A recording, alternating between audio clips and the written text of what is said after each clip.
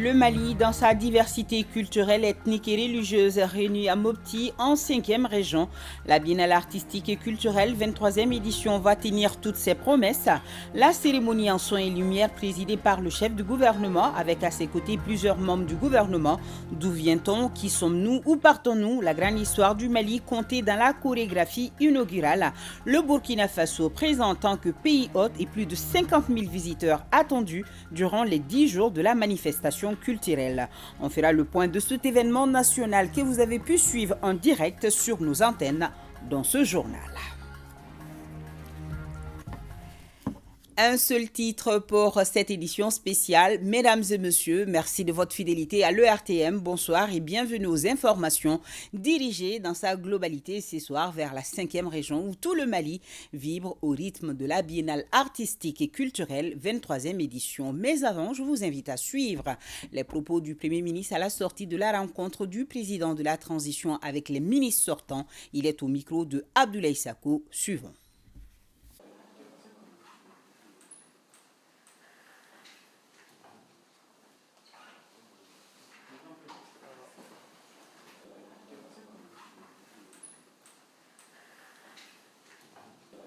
Le remaniement a eu lieu le samedi 1er juillet. Dès lundi 3 juillet, j'ai rencontré l'ensemble des ministres sortants en équipe pour leur dire un certain nombre de choses. Que le Mali nouveau que nous sommes en train de construire innove et continuera d'innover, en ce sens que leur sortie du gouvernement n'est pas forcément dû au fait qu'ils ont démérité.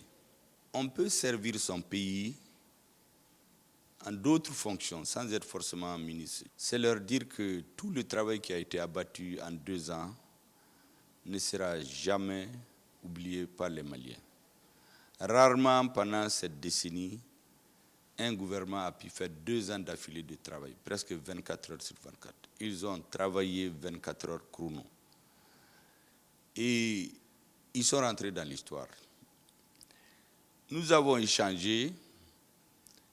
Ils m'ont posé un certain nombre de préoccupations dont j'ai rendu compte au président de la transition.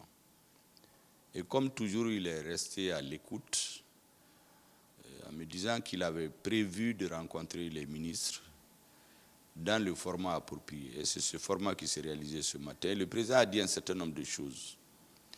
D'abord, il a tenu à féliciter les ministres sortants, à leur rappeler toute sa reconnaissance et la reconnaissance du peuple malien. Il leur a dit qu'ils sont rentrés dans l'histoire. Nous avons écrit ensemble, sous sa haute direction, une des pages les plus glorieuses de notre histoire récente. Et on ne l'oubliera jamais. Deuxièmement, il a beaucoup de respect et de considération pour les ministres. Il continue de le garder en leur rassurant que ses portes sont ouvertes. C'est unique dans l'histoire récente de notre pays. Ça, c'est le Mali croix. Ça veut dire que quand on sert l'État, on n'est jamais jeté dans la poubelle. Et les ministres sont très ravis, très contents. Et personnellement, j'ai remercié le président au nom de l'ensemble de notre équipe parce que c'est du jamais vu. Nous en sommes très heureux et merci beaucoup au président de la transition.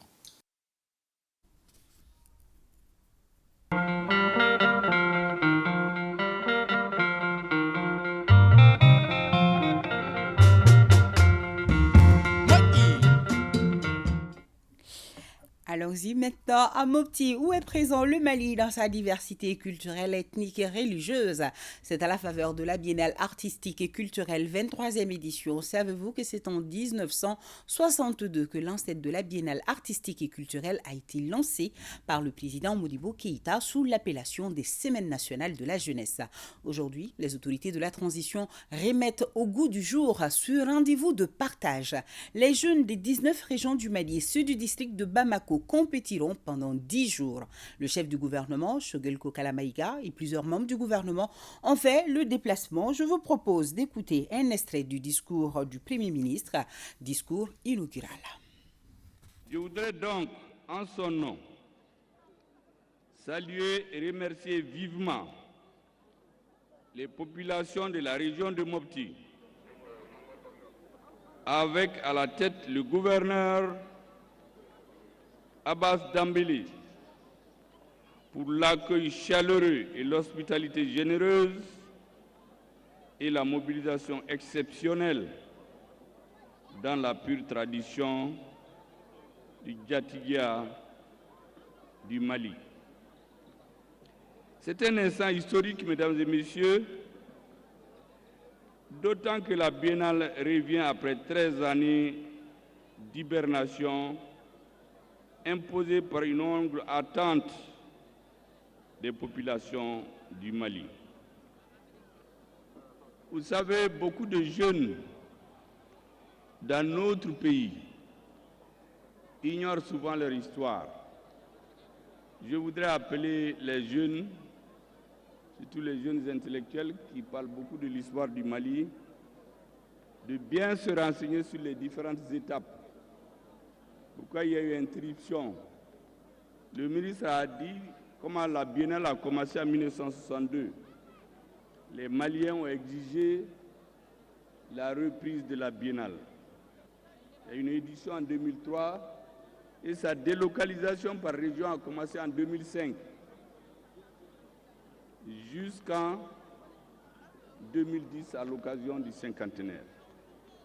Puis, la longue nuit dont le ministre vient de parler, pour reprendre aujourd'hui, à la suite d'une exigence forte des assises nationales de la refondation, notamment par l'exigence des Maliens qui ont demandé avec force, exactement comme ils ont demandé une nouvelle constitution, ils ont demandé la révision du code minier, les Maliens ont demandé la reprise de la biennale.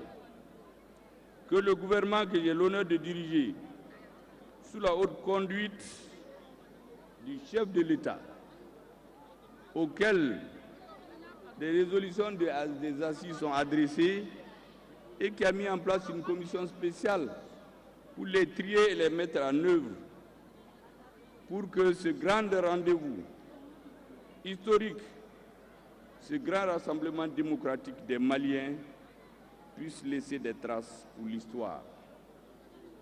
Mesdames et messieurs, j'ai regardé avec beaucoup d'attention la chorégraphie que nous venons de suivre.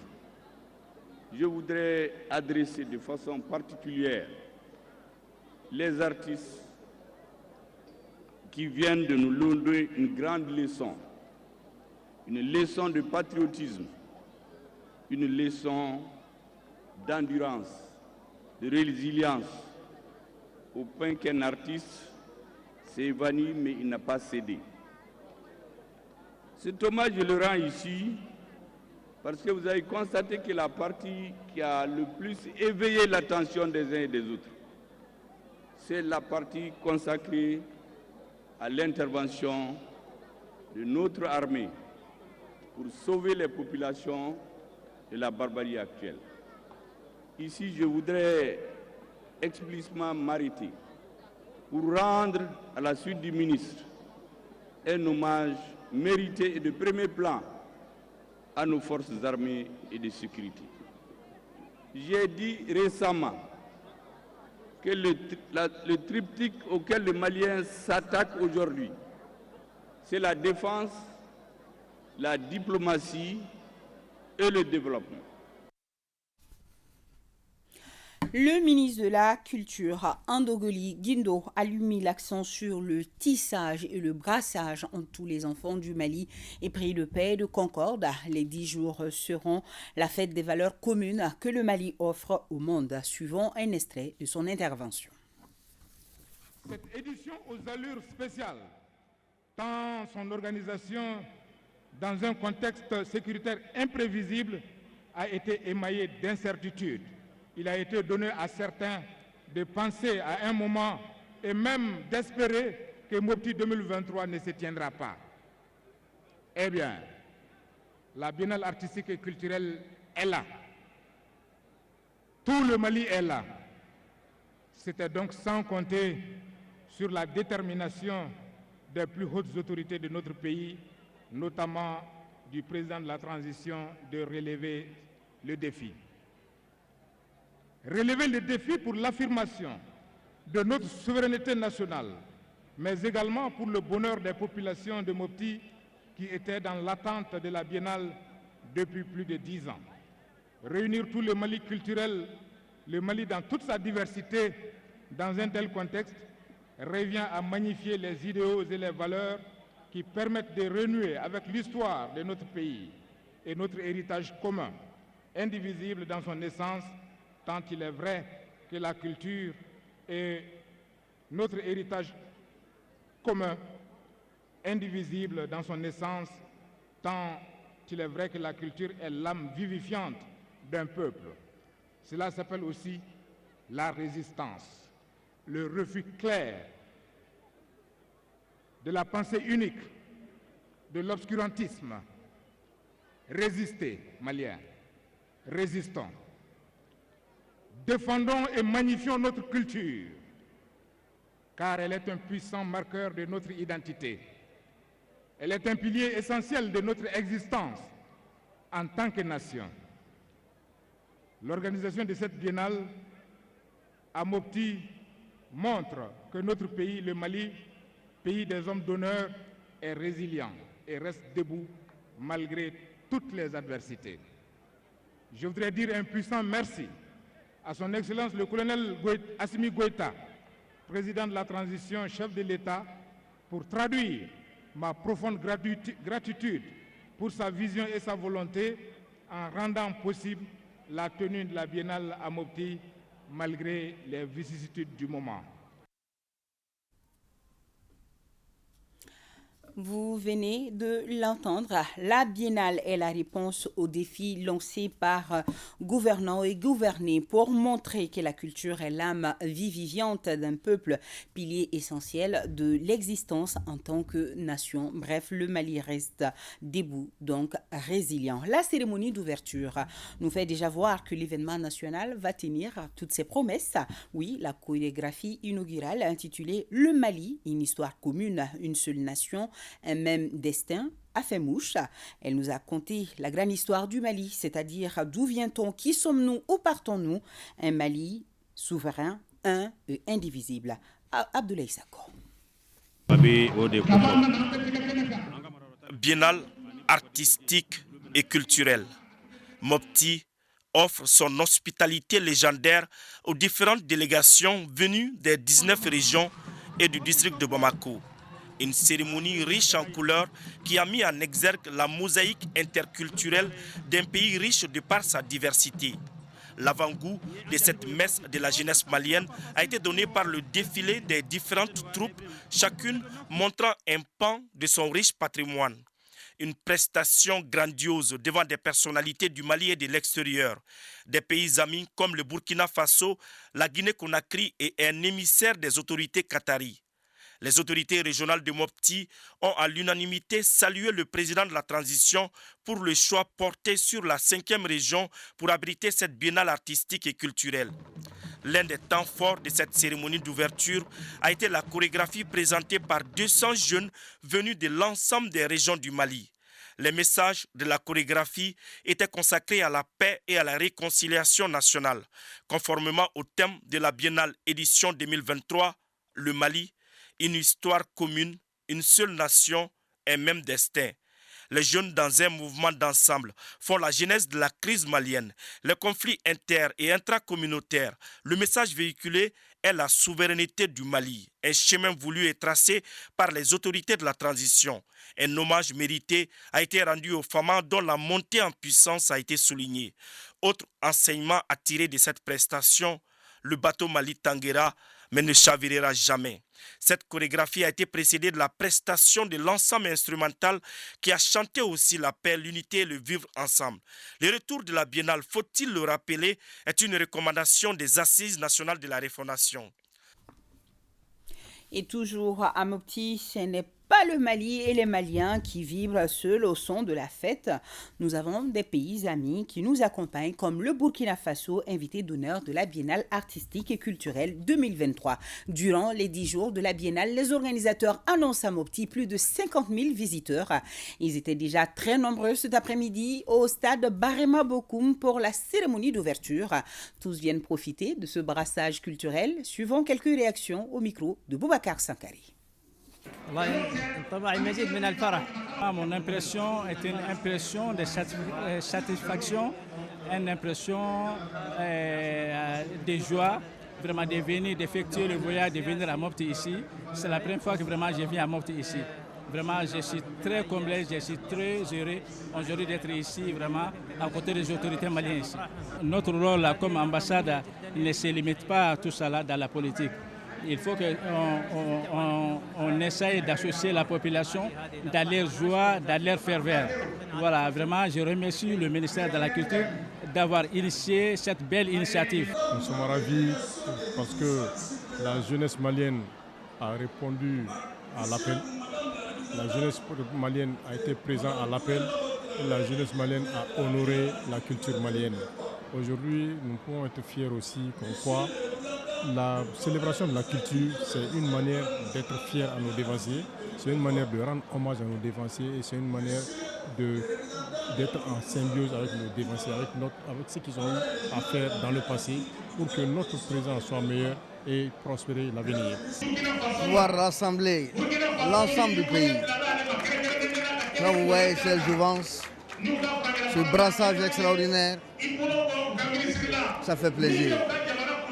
Cela fait plaisir parce que les mœurs sont de plus en plus dégradées, les traditions sont foulées au sol. La Biennale a pour mission de faire rappeler à l'ensemble de la population, surtout la population jeune, que nous avons des valeurs. La culture et son homme sont inaliénables.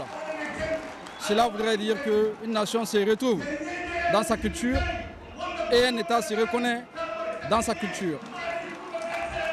C'est effectivement sous la vision éclairée de son Excellence, le colonel Assimi Goïta, président de la transition, que cette édition a été réinitiée, sinon initiée, justement pour nous replonger dans ce que nous avions connu traditionnellement dans le domaine de la culture malienne.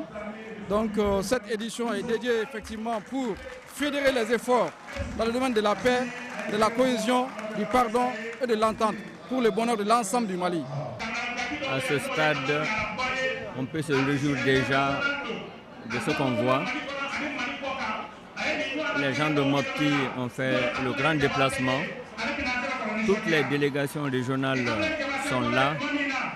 Nous pensons très sincèrement que ça va être une fête réussie, une compétition. Nous saluons les autorités de la transition, à leur tête le colonel, son Excellence Assimi Goïta, président de la transition, pour la relance de cette activité de Biennale. C'est la culture malienne dans sa diversité, dans sa globalité qui est là.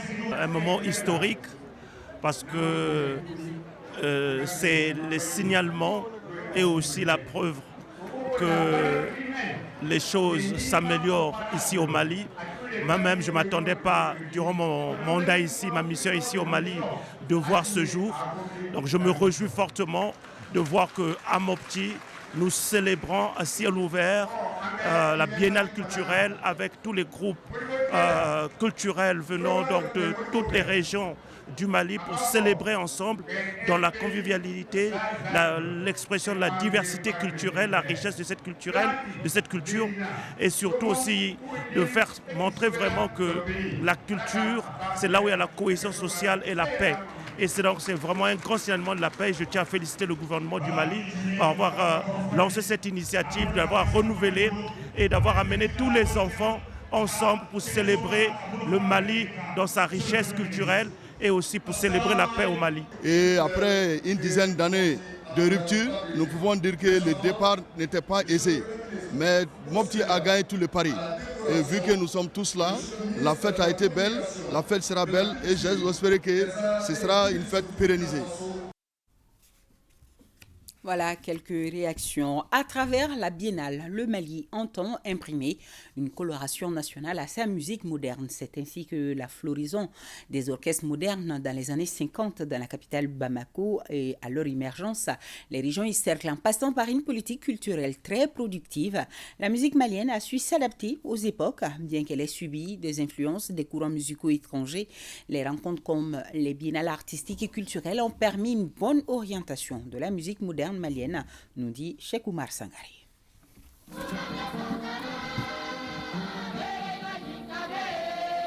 Grâce à la fertilité de la tradition musicale du Mali, des orchestres modernes ont marqué la scène. Les ambassadeurs, les Rai Band, le Bademan National, le Super Jata Band, le Super Bito National de Ségou et j'en oublie volontiers.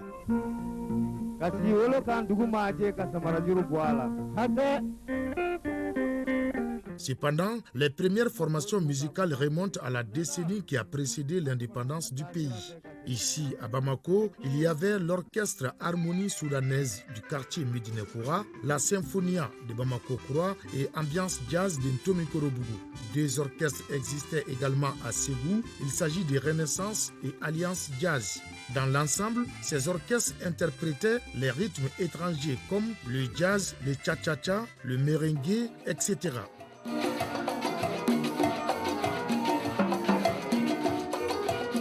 À l'accession du pays à l'indépendance, les espoirs sont très tôt fondés sur les arts et la culture. C'est ainsi que le président Modibo Keïta initie, entre autres, les Semaines nationales de la jeunesse en 1962. Objectif, célébrer constamment les savoirs traditionnels, brasser les jeunes du pays et donner une coloration plus nationale aux orchestres modernes. Et c'est là un tournant important des semaines nationales devenues plus tard les biennales artistiques et culturelles. La rencontre a permis aux orchestres de puiser dans les terroirs pour composer de la musique made in Mali. Là, le Super Biton s'est fait bien remarquer lors des 4 premières biennales, ce qui lui a valu le titre Orchestre National. Il était régulièrement suivi du Kanaga de Mopti. Mais avant, le Kanaga s'était classé premier lors de la Semaine de la jeunesse en 1968 à tel point que l'ensemble de la troupe de Mopti a été délégué pour représenter le Mali au Festival mondial de la jeunesse à Sofia en Bulgarie.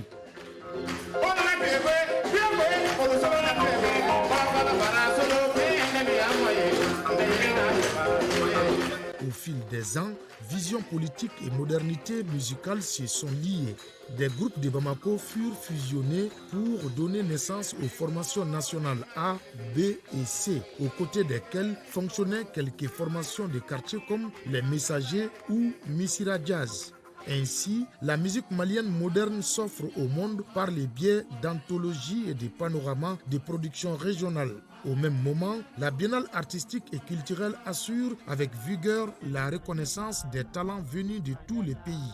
Des rencontres qui ont aussi permis l'émergence de certains orchestres locaux comme le Bronconi de Nyono, le Baniko Jazz de Djoila ou encore le Chouala Band de Banamba. À l'absence d'une industrie de disques, la radio Mali devient un élément clé de cette politique culturelle en permettant aux orchestres et troupes régionales d'enregistrer dans ses studios après les spectacles de biennale.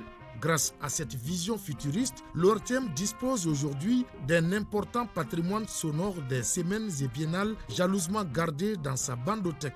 On peut sans se tromper dire que les semaines de la jeunesse et les biennales ont permis d'abord la sauvegarde d'un pan important de notre patrimoine immatériel, ensuite de donner un caractère national à la musique moderne à travers les orchestres et enfin la cohésion nationale autour de l'héritage culturel commun.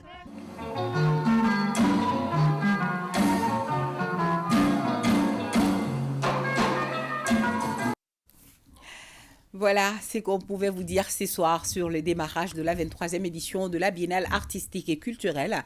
D'autres points à suivre dans nos éditions de demain avec nos envoyés spéciaux et la station régionale.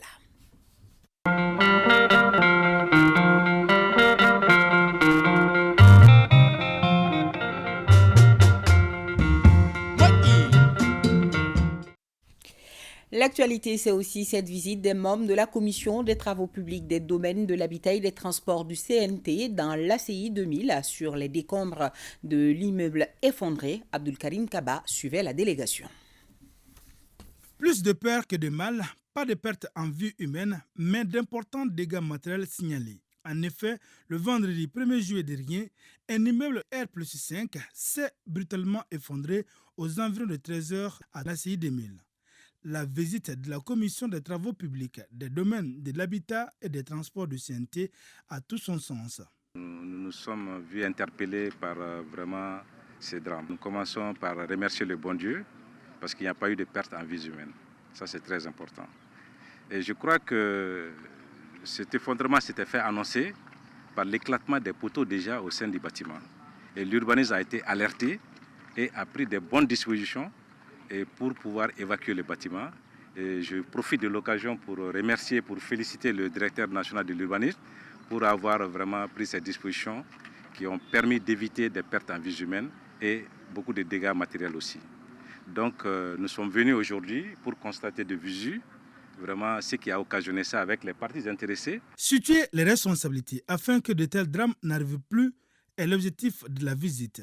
Nous allons tirer les leçons de cet effondrement et pour prendre les bonnes dispositions et pour que désormais éviter de tels drames. Signalons que l'immeuble en question a été construit il y a 14 ans.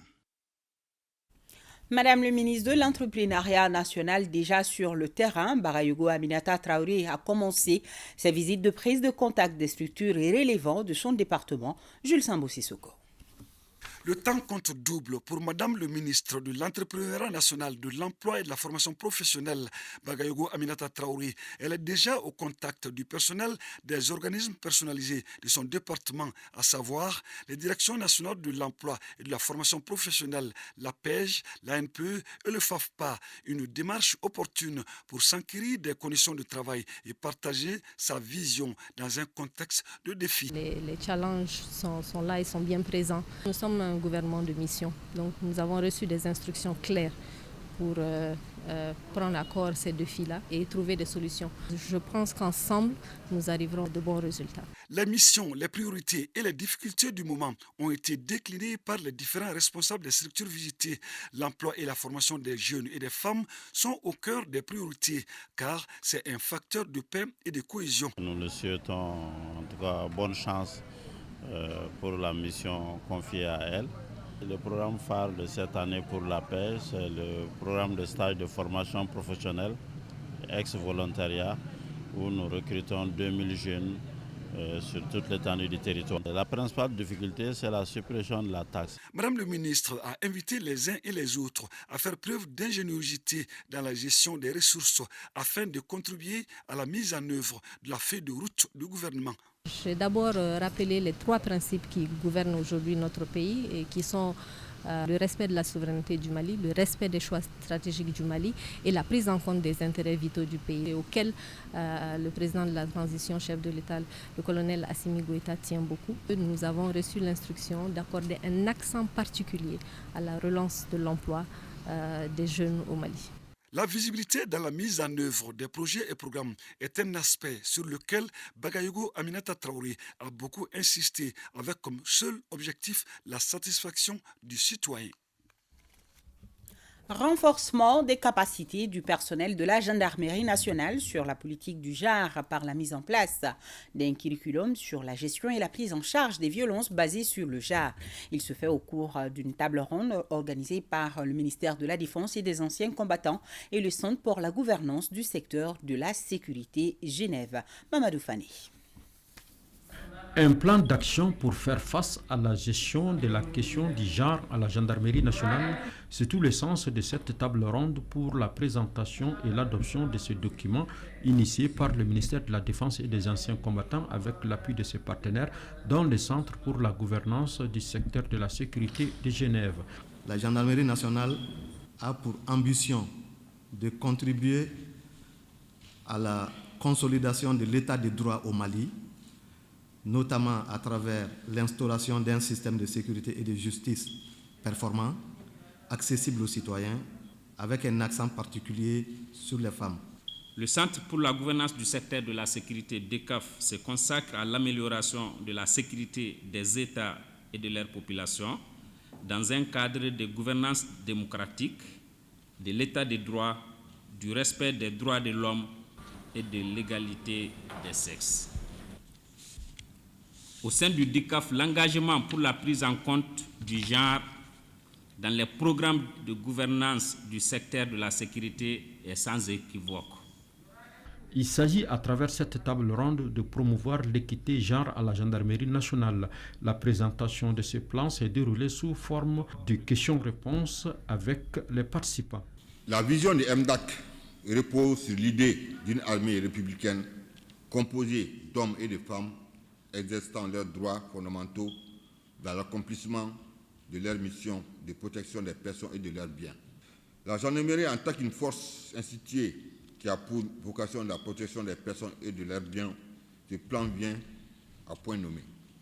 À l'issue de cette table ronde, une structure de coordination, de suivi et d'appui sera mise en place avec la désignation d'un chef de file.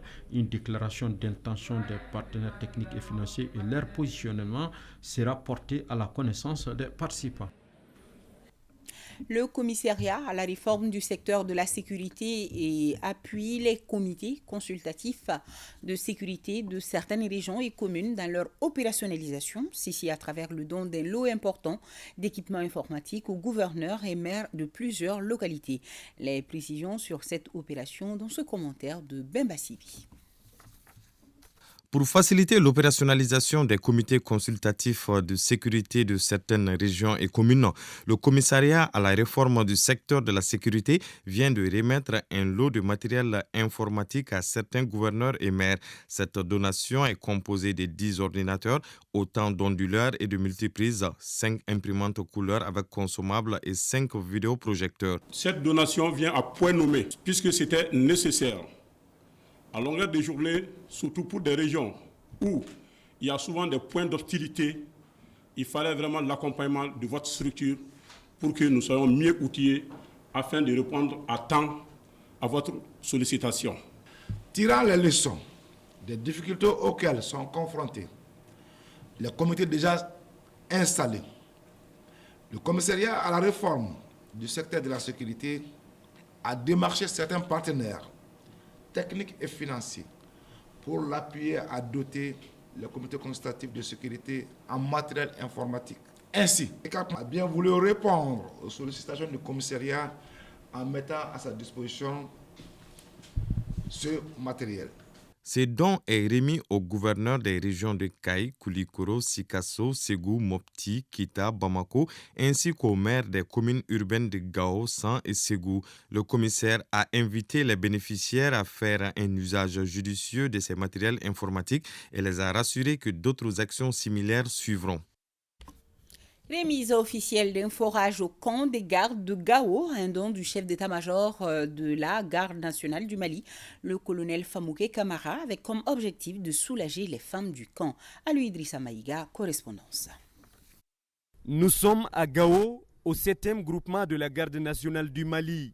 L'eau qui coule actuellement ici vient d'un forage flambant neuf offert par le chef d'état-major de la garde nationale du Mali, colonel Famouké Camara. Par ce geste, le donateur veut apporter son soutien aux militaires et à leurs familles. Cette cérémonie, qui rentre dans le cadre de la réception d'un nouveau forage, consacre le témoignage du soutien et de l'assistance du chef d'état-major de la garde nationale du Mali, le colonel Famouké Camara, pour l'amélioration des conditions de vie des gardes et de leurs compagnons en général, ainsi que des familles en particulier. Bon usage sera fait de ce forage. Équipé d'un château de 10 mètres cubes par heure. Ce forage peut prendre même un quartier. Donc la qualité d'eau est bonne, la quantité aussi est bonne. Pour le conseiller aux affaires économiques et financières du gouvernorat de Gao, représentant le gouverneur, ce forage permettra aux militaires et leurs familles d'utiliser de l'eau potable et prévenir les maladies liées à la consommation de l'eau. Quant aux bénéficiaires, ils se disent honorés par le geste du chef d'état-major de la garde nationale. Je suis tellement émue que je ne sais même pas par où commencer. Nous, en tant que femmes, cet ouvrage, ça veut dire beaucoup de choses pour nous. On n'a rien à dire que dire merci au chef d'état-major de la garde nationale. La coupure symbolique du ruban et la remise officielle du forage aux bénéficiaires ont mis fin à cette cérémonie. Le monde des médias en deuil. Le doyen Djibril Boch n'est plus ancien journaliste de l'ERTM. Il fut parmi les premiers agents qui ont tenu le flambeau de la radio nationale, devenue plus tard Radio-Télévision du Mali. Il a tiré sa révérence ce 6 juillet 2023 après un long combat contre la maladie qui a fini par l'emporter à l'âge de 71 ans. Ses obsèques ont eu lieu chez lui au quartier 300 logements. Djibril Boch a été accompagné cet après-midi en sa dernière demeure par ses parents, amis et collaborateurs. C'était au cimetière de Sabali-Bougou. Boubacar Bablitouri, reportage. Mais nous ouvrons ce journal sur le communiqué du Conseil des ministres qui s'est réuni en session ordinaire ce mercredi. Il a une voix. À leur époque, à 80% la voix comptait. Elle a longtemps résonné sur les zones de l'actuel ORTM et fait partie des premières qui ont posé les jalons de Radio Mali et devenue par la suite Radio-Télévision du Mali. C'est bien celle de Djibril Boch qui s'est éteinte à jamais ce jeudi 6 juillet des suites d'une longue maladie. Ses amis et anciens collaborateurs qui lui ont rendu un dernier hommage n'ont pas tari de l'éloge à l'endroit du défunt. Je vous avoue que Djibril, pendant tout le temps où j'étais avec lui, sous son encadrement, j'ai beaucoup appris de l'homme. C'est un journaliste chevronné, un journaliste d'une rigueur exemplaire et je vous assure que c'était plaisant de travailler avec lui. Imaginez quelqu'un que vous côtoyez tous les jours. Il était le rédacteur en chef de la télé, moi j'étais son adjoint et nous étions dans le même bureau. Ce que je retiens de lui, c'est un homme qui était très gentil. On a débuté l'école normale supérieure, mais il a décroché pour aller faire le CESTI de Dakar.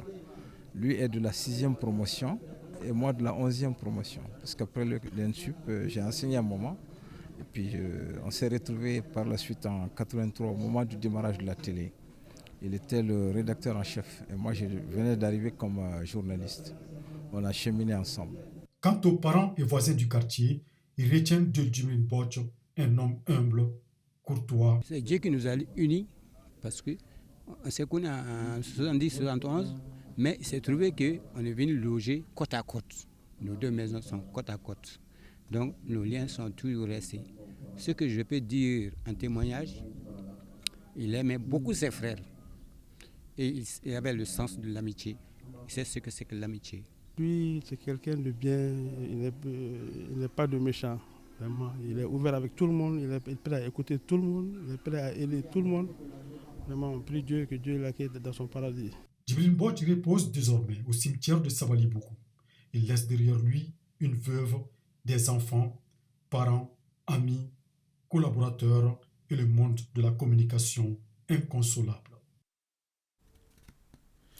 Oui, Djibril Boch a définitivement abandonné le micro ce 6 juillet 2023. Un journaliste chevronné qui a eu plus d'un tour dans son sac pour gérer bien des questions et défis qui s'étaient posés à la profession dans le passé. Souri Ibrahima Keïta jette son projecteur sur lui.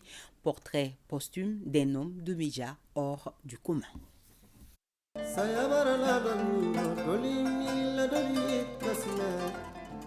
Tendez bien l'oreille et fixez bien l'écran.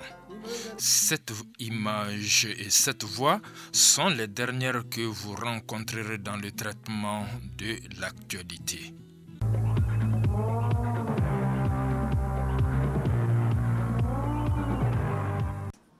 Djibril Boch, bonjour, vous êtes en ligne et en direct d'Addis Abeba, bonjour. Bonjour Lamine.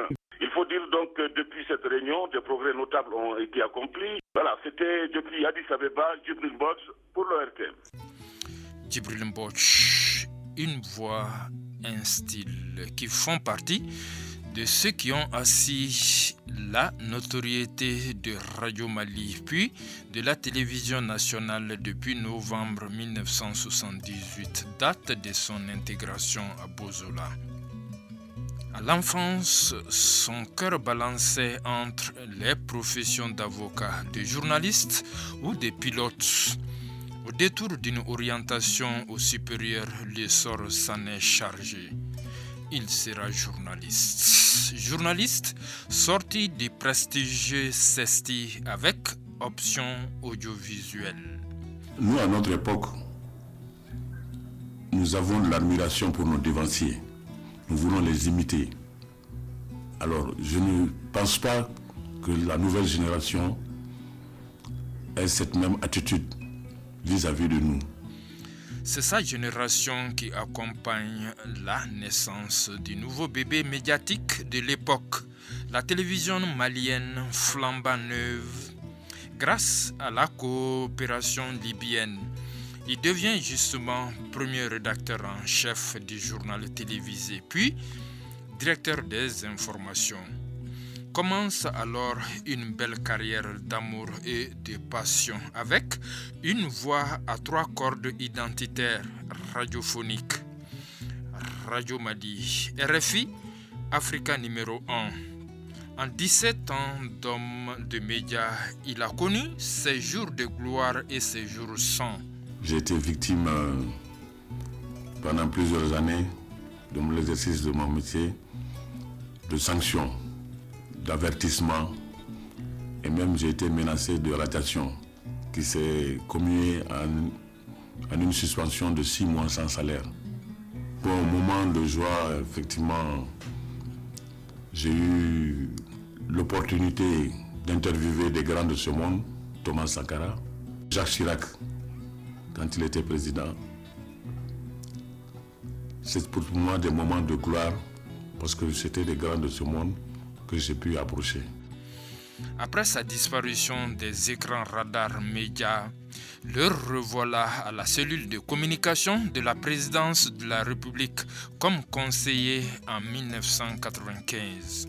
Conseiller à la communication, il le sera aussi à l'ambassade du Mali à Addis Abeba, en Éthiopie. 18 novembre 1952, 6 juillet 2023, le confrère cheminait vers ses 71 ans dans une retraite entamée en 2014 et émaillée depuis quelques années d'ennuis de santé.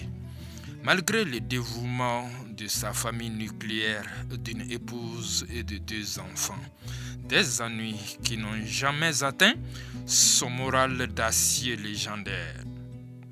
Un de nos professeurs nous disait que le journalisme n'est pas fait pour avoir de l'argent. Que si nous voulons avoir de l'argent, mieux vaut qu'on aille vendre des cacahuètes. Alors, nous sommes venus au journalisme par passion et nous avons fait le journal souvent à la lumière de la bougie. C'est ce que moi j'appelle vraiment avoir la passion du service public.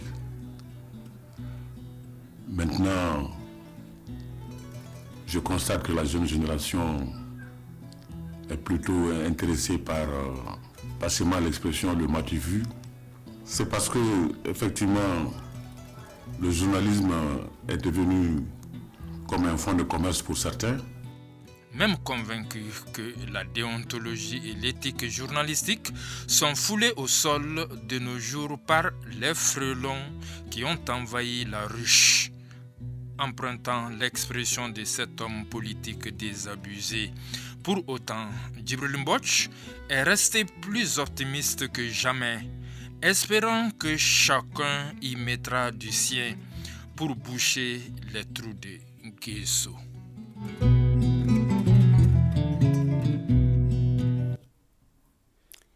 Par ma voix, la direction générale de l'ORTM, dirigée par Hassan Baba Djombélé, présente toutes ses condoléances à la famille et aux proches de l'illustre défunt, éminent journaliste de son époque, une véritable torche pour les générations actuelles. Que l'âme de tonton repose en paix. Amen. C'est la fin de cette édition. Merci et bonsoir.